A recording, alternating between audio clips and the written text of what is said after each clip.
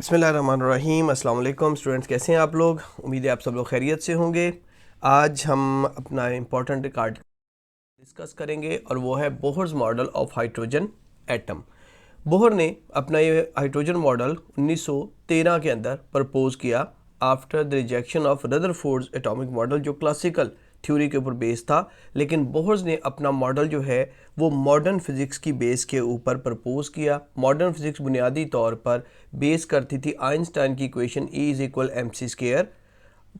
Number 2, ये depend कर रही होती थी de Broglie's wavelength lambda is equal to h/mv, और ये डील कर रही होती थी तीसरा जो मोस्ट इंपॉर्टेंट होता है प्लैंक्स कांस्टेंट, कि हमारे पास रोशनी या जो है वो फोटॉन की नेचर में है और photon E is equal to hf या hc/λ की फॉर्मेट के अंदर है। अब बोहर एटॉमिक मॉडल के 3 बुनियादी पास्टुलेट्स हैं।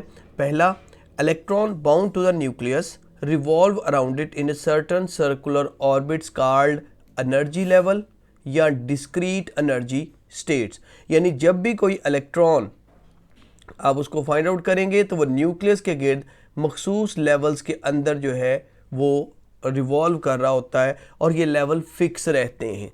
इनकी एक मखसूस डिस्टेंस है from the centre of nucleus, और ना ये अपने लेवल को चेंज करते हैं, ये जस्ट अपने लेवल के अंदर ही मूव करते रहते हैं।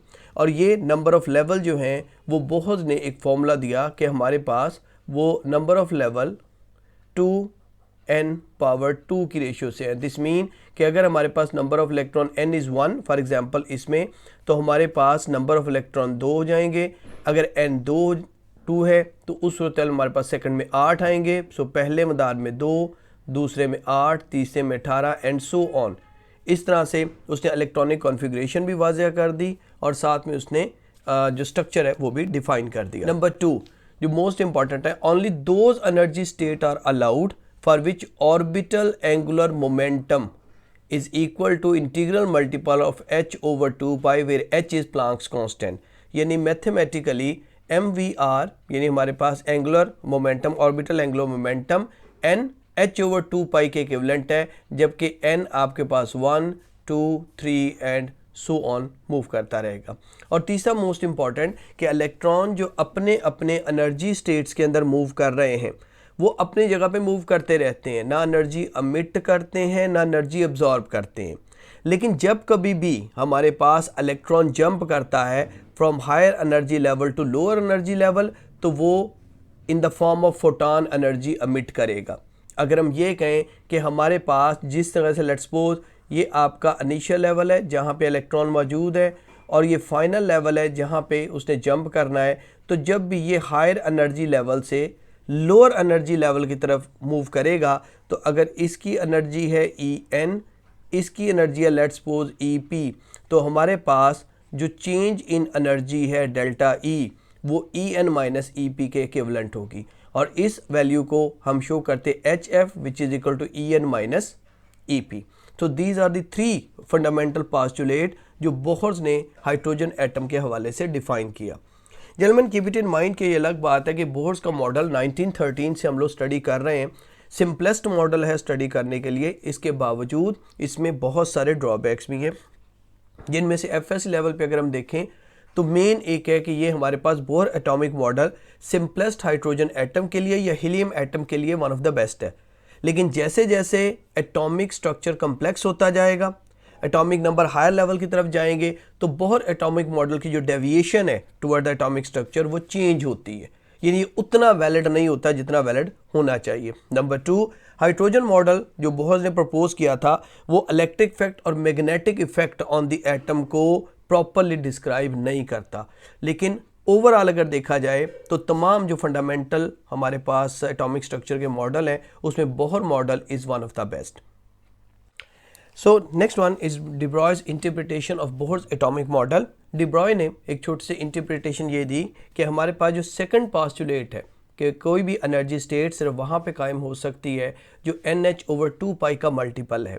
सो डिब्रॉय ने एक बड़ा सिंपल सा आप कह लें कि रूल या सिंपल सी ड्राइवेशन दी। उसने कहा सपोज कीजिए आपके पास है लेंथ L और एक पार्टिकल इस लेंथ L के ऊपर वेव जो है वो बना रहा है। जिस तरह यहाँ पे हमारी एग्जांपल में ये 4 वेव्स हैं, तो हम इसको लिख सकते हैं here length is equivalent to n into lambda. अब वो n आपके पास 2 हो सकता है, 4 हो सकता है, 10 हो सकता है। अब अगर इसी लेंथ को, जो हमारे पास मेन लेंथ है, अगर हम इसको in the form of circle इसको बेंड कर देते हैं तो यही लेंथ हमारे पास 2 पाई आर के इक्विवेलेंट आएगी, where r is basically consider the radius of this circle. Let's suppose ये डॉटेड लाइन जो है वो हमारे पास लेंथ एल है, तो आपकी लेंथ 2 पाई आर के इक्विवेलेंट है। Now l is equal to n lambda, l is equal to 2 pi r, दोनों को इक्विवेलेंट करें तो n lambda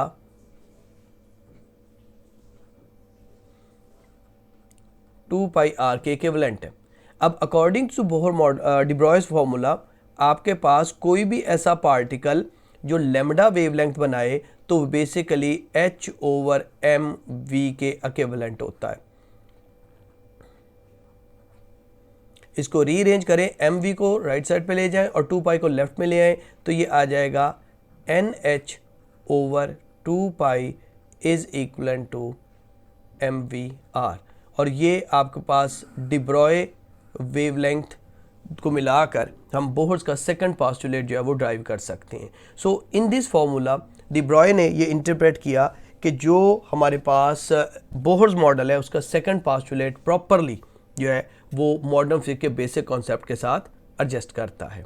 next is quantisation of radii. Quantisation of radii mean कि हमारे पास जो आर रेडियस है वो एक मखसूस डिस्टेंस पे है। सपोज कीजिए हमारे पास हाइड्रोजन एटम के अंदर एक प्रोटॉन P जो न्यूक्लियस के अंदर है, इलेक्ट्रॉन E जो उसके गिर्द रिवॉल्व कर रहा है, और हम फर्ज करते हैं कि ये आपके पास कोई nth ऑर्बिट है। It may be 1, may be 2, may be so on, लेकिन ये हमारे पास nth ऑर्बिट है।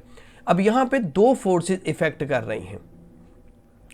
अंदर की तरफ हमारे पास सेंट्रीपिटल फोर्स भी है और इसी अंदर की तरफ हमारे पास इलेक्ट्रिक फोर्स भी है।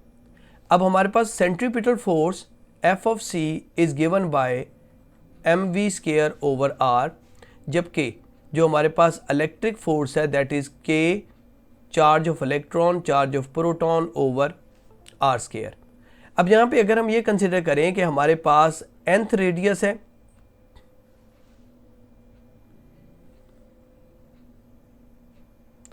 तो डेफिनेटली दोनों तरफ हमें आर एन लिखना होगा। नंबर 2, चार्ज ऑफ इलेक्ट्रॉन और चार्ज ऑफ प्रोटॉन आपस में इक्विवेलेंट होते हैं, इसलिए दोनों को हम ई से शो कर सकते हैं।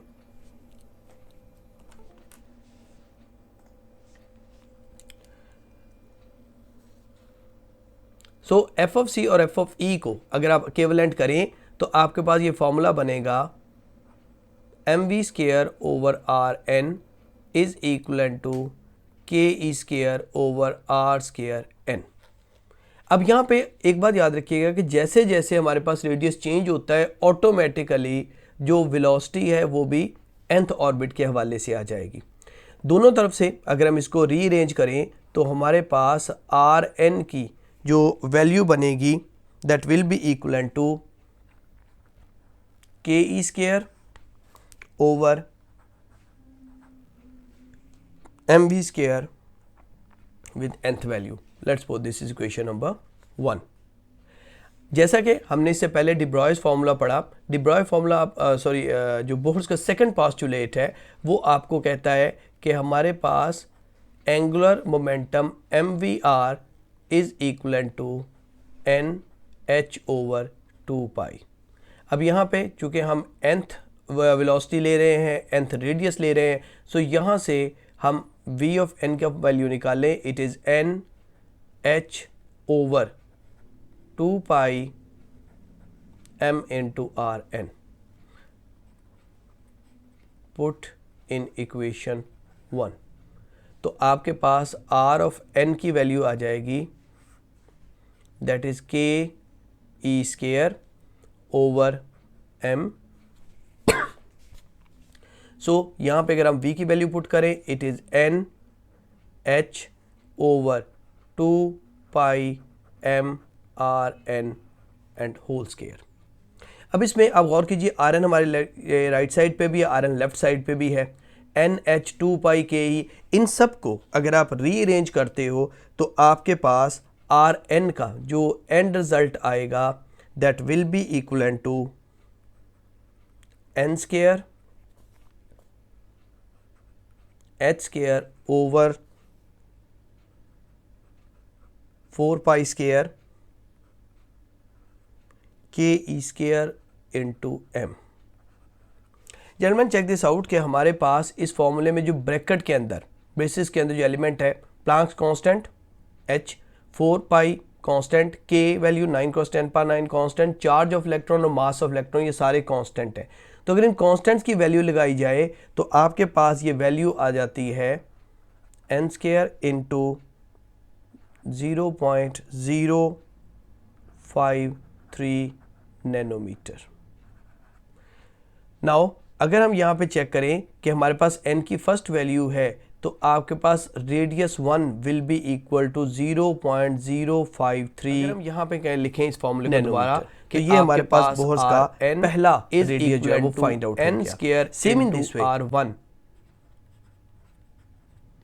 where r1 is 0.053 nanometre. तो चेक दिस आउट, आपके पास r1 तो 1 के इक्विवेलेंट होगा, R2 will be equivalent to 4R1, R3 is equivalent to 9R1 and so on। तो in this way आप किसी भी लेवल के रेडियस को फाइंड आउट कर सकते हैं। सेम इन दिस वे जिस वक्त अगर हम बात करें जो हमने एक वेलोसिटी की वैल्यू निकाली थी कि हमारे पास velocity of n that is equivalent to n h over 2 pi mRn। So इसमें Rn की अगर आप वैल्यू पुट करते हैं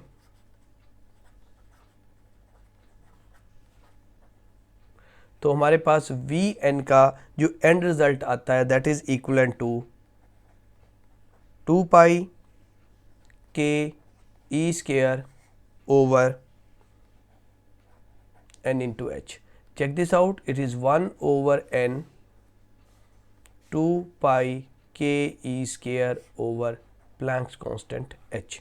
तो अगेन चेक कीजिए ब्रैकेट के अंदर की तमाम जो वैल्यूज़ हैं वो कांस्टेंट हैं और ये फार्मूला हमारे पास शो करता है कि जैसे जैसे हमारे पास रेडियस बढ़ेगा नंबर n की वैल्यू ज़्यादा होगी, ऑटोमेटिकली वेलोसिटी जो है वो कम होती जाएगी और ब्रैकेट की इस वैल्यू को हम v1 वैल्यू के साथ कंसिडर कर सकते हैं।